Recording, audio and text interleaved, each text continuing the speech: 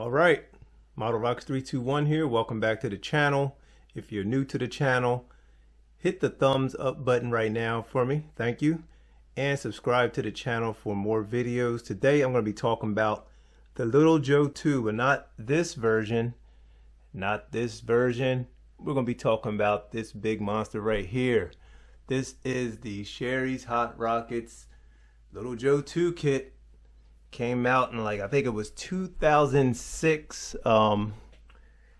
This was a big deal. This is a cool kit. The company is no longer around. I'm sure they are gone. They left some years ago. I think it was sold or bought by somebody, but no kits. I haven't seen anything new come out. They put out a nice line of rockets, nice line of scale kits. But I'm gonna tell you, they were true builder's kits. You had to have your building game together to even deal with one of these rockets. I'm gonna just show you some of the paperwork. I have the instructions right here. This is a template booklet. See right there, Sheri's Hot Rockets. They were based in Arizona. I remember seeing the address. I'm like, wow, they're right out here. They're in Phoenix.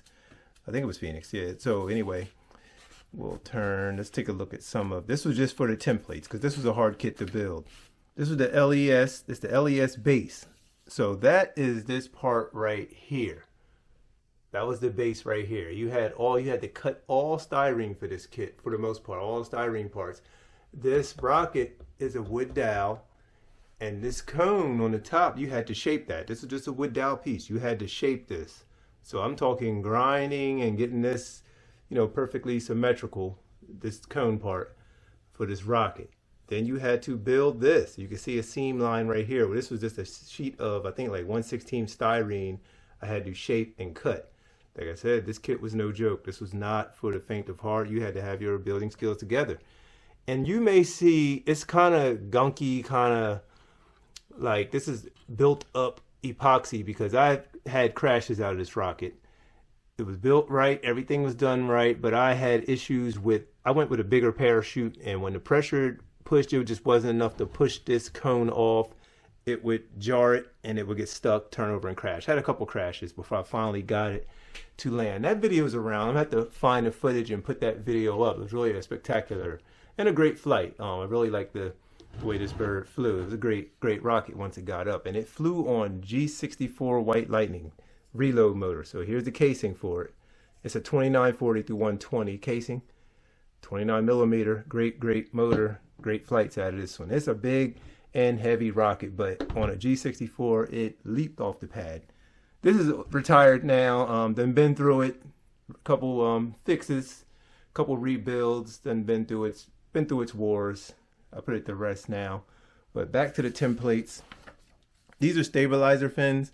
The version I built, I didn't use the stabilizer fins. This is the Little Joe 2 QTV version. It's the all silver one. Some of you may know that if you know your history, and it's like a bullet plate. I think it's a qualifying test vehicle version before they started making many of them. The whole rocket was silver. It's really a nice look. It's a nice rocket. I may do a scale of one of those in this scale right here. Fly on a C engine.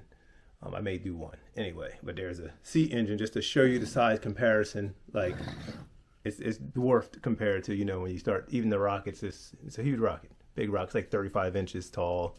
I don't know what diameter, if that might maybe 8-inch diameter or something crazy. So it's a big rocket. So we're going to continue with showing you some of the templates you had to do. So I'll turn this around just to, so yeah, there's that shroud piece, the LES base shroud. That's that part right there. So you had to cut all these and shape them. And here we have the command module hole drill guide. So this is, once you built the command module, you had to drill holes and get them glued in there. You had all that gunky stuff. Was just me just getting the rocket back in the air, because we were launching monthly at SSS, Superstition Space Modeling Society here in Arizona. I was member of that club, and I just wanted to get it back in the air after a crash. And that's what I did. I threw some glue on there, painted it just to get it up, because it was getting more beat up with each launch. But now it has character. I love it.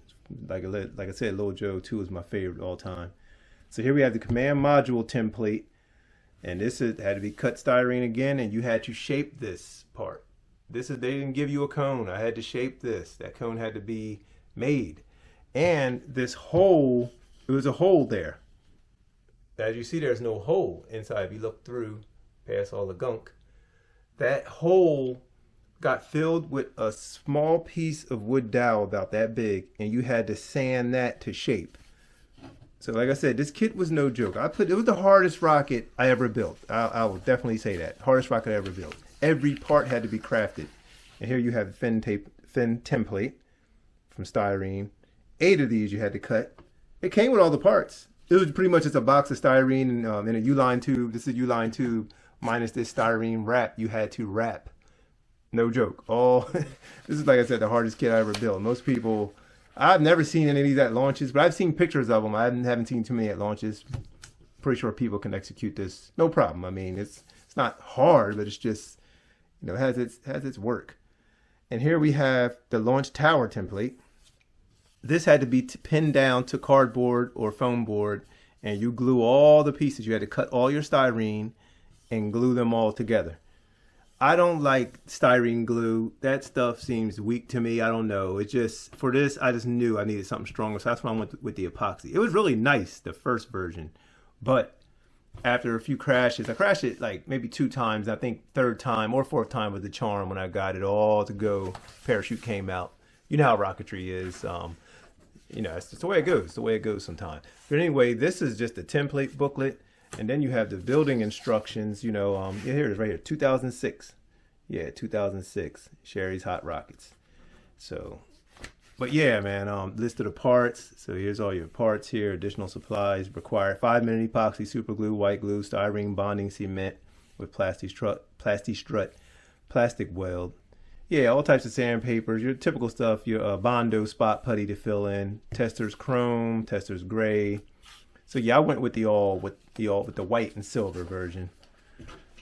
So yeah, there's just some stuff here. It's a 1/48 scale. Oh no, he was talking about his rockets. So yeah, the company's out of business. Yeah, you had to cut the body. It was a difficult build, man. I remember him starting, when I see these instructions, I remember I'm skipping ahead now, but just wanted to show you guys this. Yeah, here's on the directions this is on wax paper, I remember. You use pins. And you build up the structure, and you turn the other side, and you build up. Here's a little sanding dowel to get the shapes so they fit in one another. It was, difficult build. Difficult, there's lining up the holes for your command module. Yeah, very difficult rocket to build. I'll never forget it. Like, I could execute it, but you know how it is. It's just a lot to do. And the cone, let's see if I can get the cone off here. Get that. Yeah, so here you go. So it's like U-line tube. Yes, this is all, big old capsule.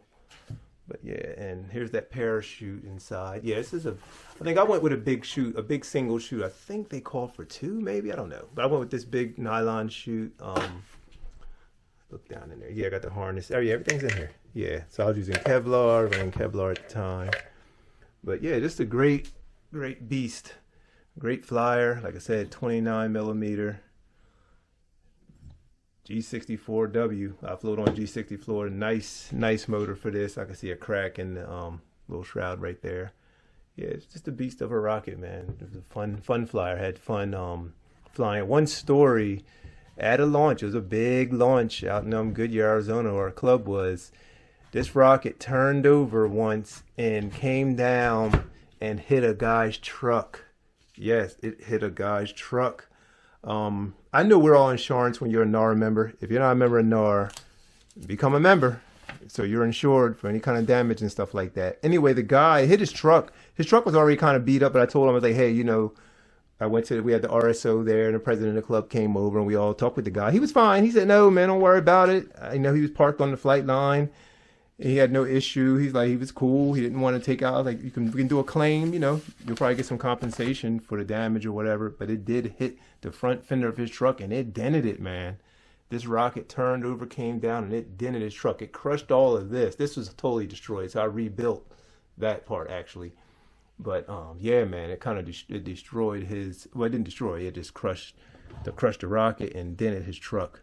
But a lot of these parts, I added just for a little more scale. I did a little here, a few. I just kept it simple. It's not super scale. You can see I had to build up epoxy from those crashes, a lot of cracks and dings in it. But yeah, man, this is one of my favorite ones, the Little Joe 2. And there's the Estes Little Joe 2. You can see the size comparison. That's the latest Estes right there, next to this one, just to show you that size. And then over here I have the Saturn, which I'm trying to get built. And of course, everybody know that that portion's right there is the Little Joe 2 right here. And just for a size comparison, how big the Saturn V was. But yeah, this is my favorite all-time rocket, the Little Joe 2. This one's, like I said, a little beat up, been through it. It's been through it. I got to get the flight up. There's some photos too. I'm trying to find those guy, Mo Bertrand. Shout out to Mo, Arrow Mo. He's our photographer. He would get some nice photos for us at the launches. So, but yeah, man, it's just great time, great memories with this rocket. So Sheri's Hot Rockets, look them up. They put out a lot of scale kits. They're going, I think they go for a lot of money now on eBay if you find any. Like I said, a box of parts. I mean, raw materials to build a rocket. I mean, some true engineering there to get this thing going the correct way, which I was able to pull off. Retired it after the one great flight parachute opened up. I was, after all the rebuilds, and now I just had to kind of retire it now, but overall, great rocket. Model Rocks 321. Hit the like button, subscribe to the channel. We'll be back with more. All right, y'all. Peace.